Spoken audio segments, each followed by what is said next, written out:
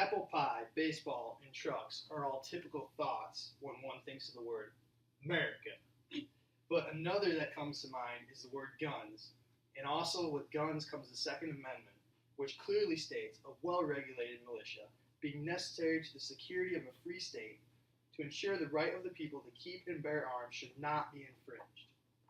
As cited from the Second Amendment in BusinessWeek.com's article by Paul M. Barrett.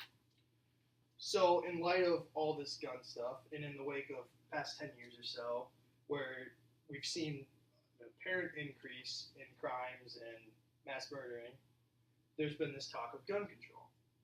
And should we do it? Should we not do it? And that sort of thing. And my answer to that is no, we should not have gun control. We should have some limitations, but not like as big as they seem. So we shouldn't have that because if someone wants to kill someone bad enough, they're going to do it anyways. Guns don't actually hurt people. It's the person behind the gun, and the gun is just the mechanism for it. And freedom needs to be protected, and we'll get into that one a little bit more later. And then the economy also depends upon this freedom and like buying guns and that sort of thing. So then, along with going into finding another way to kill someone, if you want to do it bad enough, you're going to do it. Pretty easy that way. So there was the mass stabbing in Pittsburgh. No one was actually killed in that, but if you would have gone deeper or used a bigger knife, you never know. There's a lot of people injured no matter what, and it hurts people a lot. And then there's also this talk of rifles and assault rifles and versus the handgun, which is actually more deadly. Well, obviously the assault rifle, but which is used more often in mass murderings. You'd be surprised that the handgun was used in 47.9% of mass murderings versus the assault weapon in 24.6%.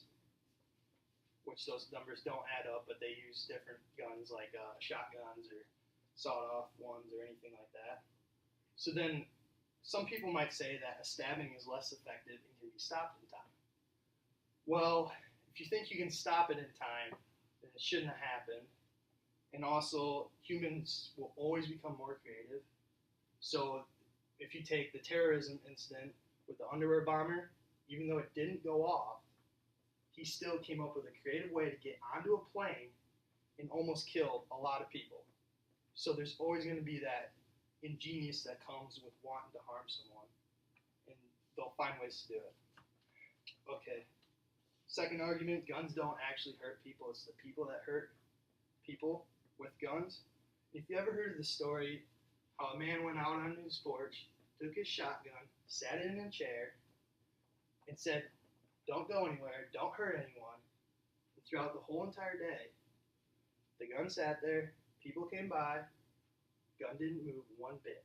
He came back out, checked it, shot it into the air, still fired, everything.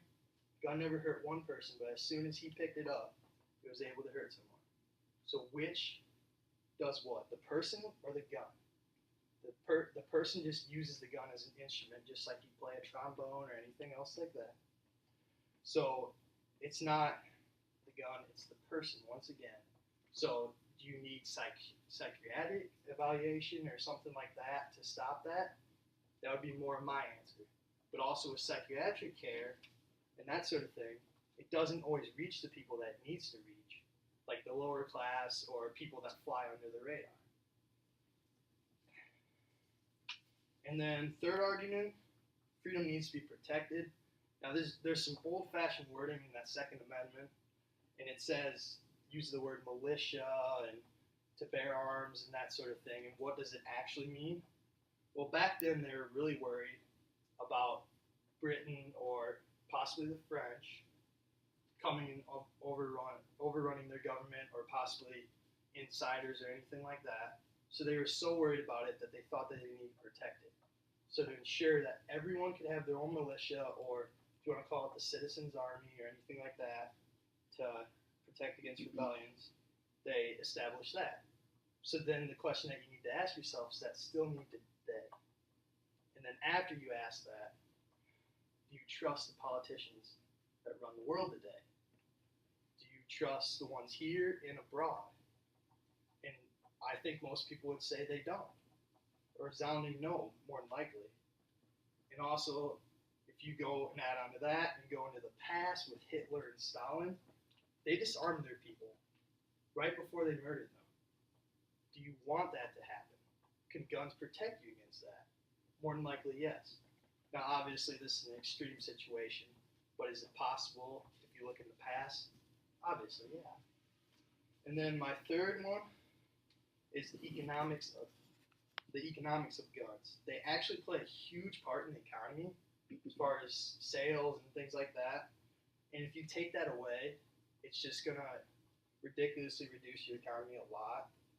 And plus, then they're gonna go into the black market and they're gonna buy them illegally, and then you don't have that tax revenue. We know where tax revenue leads to a lot of different things like healthcare or other issues that we've talked about, and it just benefits the economy a huge bunch. And then in 2012, actually, $11.7 billion in sales was accumulated through the sales of guns. That's pretty ridiculous, and they obviously play a huge part in our lives. So, in the word apple pie, baseball, and trucks, they're all synonymous with America, and so are guns. So, if you're going to consider a gun a basic right, then as Americans, we should be allowed to reevaluate as a privilege or taken away completely just because one bad thing happens. Don't let that happen. Lots of bad things can happen, but there's always something worse. And our first action should never be to take away the one thing that can protect